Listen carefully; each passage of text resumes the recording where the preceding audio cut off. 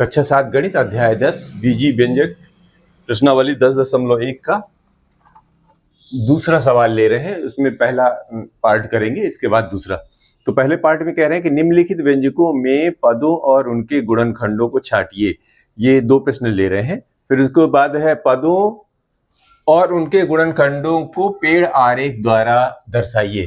तो ये हमारा व्यंजक है, एक व्यंजक ये रहा। इसको पहले हम इसके पद करते हैं। तो सबसे पहले क्या दिया हुआ है, पदों और गुणनखंडों में छांटिए। ठीक है, ये व्यंजक है हमारा। तो लिखेंगे यहाँ पर व्यंजक तो है x ऋण 3। ठीक है जी, ये तो व्यंजक है। अब इनके पद, तो पद के लिए हम ऐसा करते हैं कि हम सीधे सीधे इसका ये भी निकालते चलते हैं लगे हाथ में। तो इसमें जो ये बनेंगे पद, तो इससे ये पेड़ आरेख भी बन जाएगा हमारा। ठीक है ना। तो पद कौन कौन से बनेंगे, एक तो x है और एक है ऋण 3, ये इसके पद है। अब इसमें गुणनखंड क्या होते हैं, जैसे x का गुणनखंड क्या है, किसका गुणा है, x में 1 का गुणा है तो 1 है। और ऋण 3 तो ये तो अचर पद ही है, तो ये इसके गुणनखंड भी हैं। ये गुणनखंड यानी x में 1 का गुणा 1x ही होता है, तो ये इसका गुणनखंड क्या हो गया, इधर x है और इधर ऋण 3। ठीक है, तो ये इसका पेड़ आरेख, ये इसका पेड़ आरेख भी हो गया। ये व्यंजक हो गया, ये इसके पद निकल आए और इसके x का गुणनखंड x और ऋण 3 है। ठीक है ना, यही पेड़ आरेख है। इसको पेड़ आरेख भी कह सकते हैं। ठीक है, ये पेड़ आरेख भी हो गया। इसी तरह इसमें b वाले में देखिए, b वाले में क्या है, तो ये तो व्यंजक है। तो व्यंजक पूरा 1 धन x स्क्वायर, ये व्यंजक है। ठीक है, व्यंजक में क्या क्या है, इसके पद हैं। तो चूंकि 3 पद हैं तो इसको हम ऐसा 3 बार इसको डिवाइड कर लेते हैं। ये हो गया दूसरा, ये तीसरा, ये साथ में पेड़ आरेख बन रहा है हमारा। से समझ में आ रही है, पेड़ आरेख भी बन रहा है।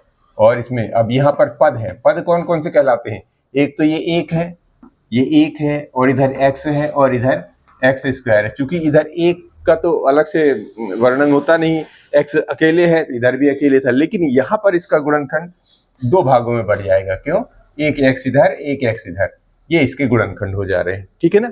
तो इस तरह जो है ये इसका पेड़ आरेख भी हो गया और ये इसका गुणनखंड। तो हम यहाँ पर गुणनखंड भी लिख सकते हैं, गुणनखंड। इस तरह जो इसका ये पेड़ आरेख बनता है। समझ में आ रही है, तो आप आसानी से बना सकते हैं। इसके आगे भी पार्ट भी लेते हैं। अब इसका जो सी वाला पार्ट है इसको देखेंगे। तो ये व्यंजक पहले दिया, तो यहां पर लिख लीजिए व्यंजक क्या बन रहा है, ये y ऋण y का घात 3 या y का क्यूब। ठीक है, अब इसमें क्या करेंगे, यहां पर इसके पद निकाल लीजिए। तो पद के लिए हम सीधे सीधे पेड़ आरेख में ही पद दर्शा दे रहे हैं।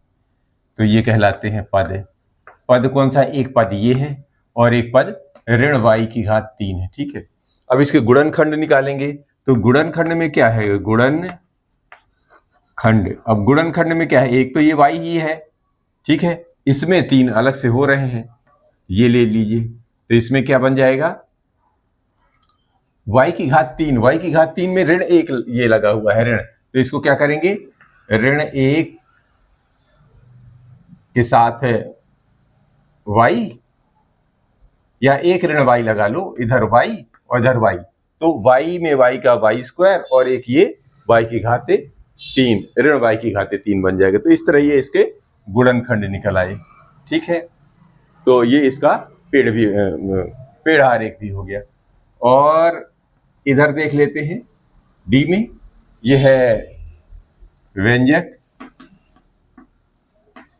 क्या है, ये 5x स्क्वायर धन 7x स्क्वायर y। ठीक है, अब इसमें क्या करेंगे, एक पद ये है, एक पद ये है। तो अब इसका जो है पद अलग कर लेते हैं। यहां पर लिख लिया पद। अब पद में ये बन गया 5x² और इधर है 7x² y। अब इसके जो गुणनखंड है कैसे, तो ये अलग अलग कर लीजिए क्योंकि इसमें बहुत सारे पद हैं। तो इस पद में गुणनखंड कई तो है, तो इसमें 1 2 3, क्योंकि x की घात 2 है तो ये एक तो 5 बनेगा, एक x बनेगा और एक x, ये इसके गुणनखंड है। ये क्या है, गुणनखंड। इधर भी देख लीजिए, इधर भी 4 आ जाएंगे क्योंकि 1 2 इसमें है, 1 2 3 हो गया और एक 4, तो यहाँ पर 4 निकाल दीजिए। 1 2 3 और 4। पहले वाले में तो 7 आ जाएगा, दूसरे वाले में x, समझ में आ रही, और फिर एक इधर वाले में भी x और इधर वाले में y। इस तरह ये 7, इसका जो गुणनखंड बना 7x x और y, इस तरह हो गया। अब इसी का एक और है e, वो भी लेते हैं।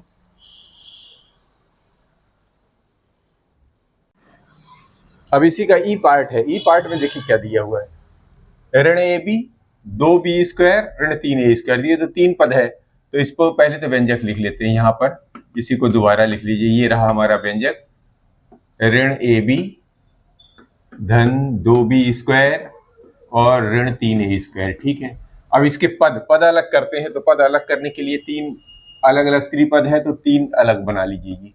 ये हमारा त्रिपद बन, ये पद है।